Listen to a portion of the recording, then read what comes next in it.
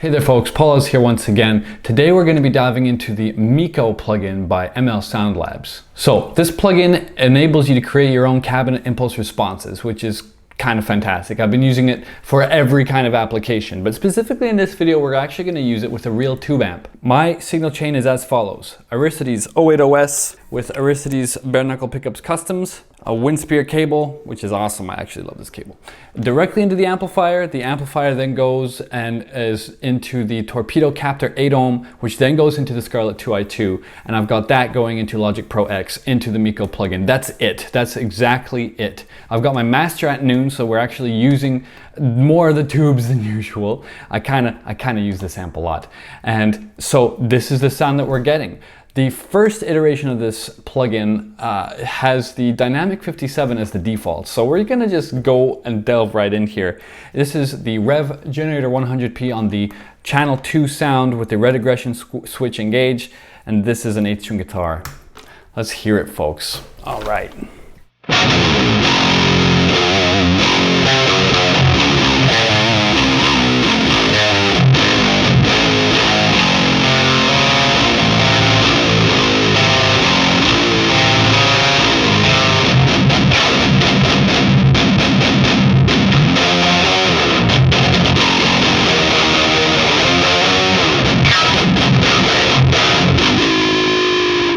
So I think that that's awfully fuzzy and whatnot, but that's just one microphone. Yes, that's right. There is a button on here that says add microphone, and I'm sure it's somewhere on this part of the video because that's where I'm gonna put it in post. And that is a beautiful, beautiful thing. So what does add mic actually do? Well, I have two other versions of the plugin loaded up, so let's go and try them out. So this is my Mesa Boogie cabinet style thing. As you can see, I've got the impedance and cut set to a very specific thing. That tone is US 4x12. Yeah, buddy. Which means that US style cabinet sound, the resolution of it is at 78% and the high res is at 166. So this is what happens when you move this stuff. What did I say, 78% and 166? It changes the whole EQ curve, which I think is just so cool and so pretty and so beautiful. I also have the low cut on 62 Hertz because it can just be a little bit too much. And if you want to have a mix ready sound, having your lows cut out like this, at least in the cabinet part, makes a lot of sense because the amp is still sending in its direct signal of ferocity and full bass basically, right? The other stuff that you might notice is that the first microphone is a condenser 184, second mic is a ribbon 160, Dynamic 421, another 421, but like off to the side a little bit. And finally we've got ourselves, ooh, where's number 5? I don't see number 5 for whatever reason, but we've got number 6. Number 6 is just a regular good old 57. So having multiple microphones gives you a broader spectrum that you're contending with and allows you to kind of color your tone in kind of whatever way you want, man. This is my Mesa Boogie style sound, with the Rev reminding me a touch of Mesa Boogie but being entirely its own demon after all. So let's hear some stuff.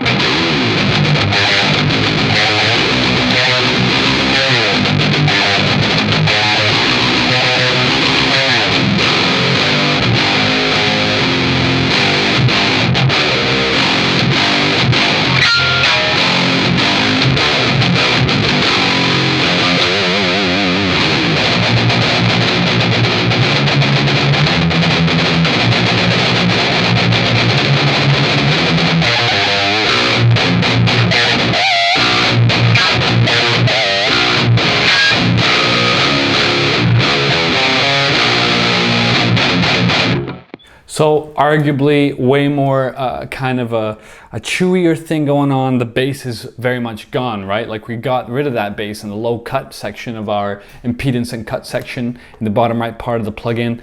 And it's really, really awesome and just immediately usable. That's kind of what I enjoy the most about the plugin. Like it's immediately something that you can dive right into without being overly, you know, nerdy about exactly what microphone you are gonna use in that exact moment or whatever. I actually know where mic 5 went. I probably deleted the damn thing because I didn't like it. So there you go. Anyhow, so this was my Mesa Boogie style sound, and I really, really enjoy it. It's exactly that kind of John Petrucci styled thing. In a mix, this would be fantastic. In the room with the speakers on and everything, it also sounds really, really like comfortable and like something very organic about the whole thing. Again, we're using a tube amp just for this video. There will be other videos in the future featuring this beautiful thing, this Kemper here, as well as the Fortin Nameless and NTS suites. I actually might even throw in the Pliny suite just for kicks, just to have the full differences between hardware digital, software digital, and real old tube amp basically. So anyway, without further ado, let's go into my third cabinet setting. So this is the Zilla style cab setting here. As you can see, I've actually used the US 4x12 with the low res and the high res up there as well. And you can kind of tell by the EQ curve, it's going to be a little bit more of a hairier sound in the first place in regards to the top end. And you can just say that because of you're looking at the spectrum. And I can very easily just export this IR and give it to people who want it. So if you want it, let me know. Or you can just directly copy it. I'll go through the microphones for you guys here. So the first mic we've got is a Dynamic 57. Then we've got a Ribbon 121 over here. And look, you can use an angle, you can use a radius, which does this. We have a mix, which is very important. You want to mess with your mix just to see how much of that mic you want into your sound. The angles, of course, very important. Like you can tell just from clicking through these two how the difference is. Condenser going on, a 9dB, a 421, and finally a Ribbon 160 off to kind of the side of the cone. What's great is that you don't run into those issues where it's like, oh no, you have two of the same mic. Oh no, are they gonna have those problems with phase? No, it's digital after all, and the recreation is fantastic. So, without any more talking, let's hear this final sound. Again, I'm using a Rev Generator 100p on the distortion sound with this 8-strang. Let's hear some stuff.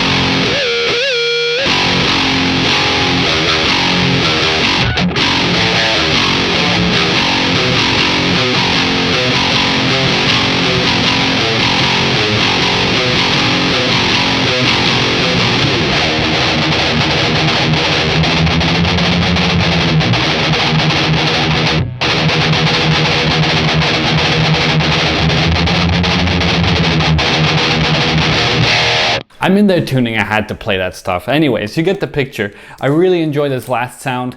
And again, I'm actually customizing my cabinet impulse response depending on the setting. So I know that the Rev has got that kind of really great cut in the mids and a really great kind of treble sound that's got a bit more sizzle to it. And then I know that the Kemper has a bunch of different presets that might have way too much top end, in which case I can dial that out.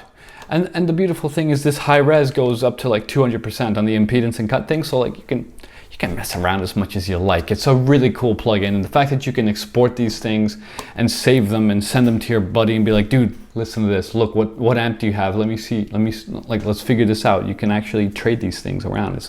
It's fantastic. It's actually really cool software, and I'm really impressed by it. I've been using it regularly. The next thing in my signal chain after this, because of the fact that I can cut the lows out, I don't always need to use an EQ for that, like a separate EQ within my DAW, so I'm going to use the low cut. And yeah, I end up using like a really good delay. And that's it, that's my lead sound. So I'm gonna play a little bit with delay. The next video will feature not only a different guitar, but a different amplifier. But let me just cut this one out with a really good sound here. So here we go, this is the final tone of the video. I've loaded a pretty dry delay on right now, and we're using the same amp sound as before. I have not touched any of the settings on the amplifier throughout the filming of this video. And hey, don't forget to subscribe if you enjoyed this video. And if you're interested in upping your guitar game this year, send me a message. I do guitar mentorship online. Yeah, I teach guitar online, but it's not just teaching guitar, it's teaching mentorship. I want to be your last guitar teacher if I can help it, because, well, I want to teach you everything that I possibly can. It's in my best interest to help my students the most, as far as I'm concerned. And we've all had bad teachers. So if you're interested, send me a message at paulos.com, all right? Anyways, I'm gonna play myself out. Hope that you enjoyed this video, and subscribe and stay tuned for more. Let me know what you think in the comments. How do you think the Kemper or the Neural DSP suites is gonna fare against this, huh? I'm curious.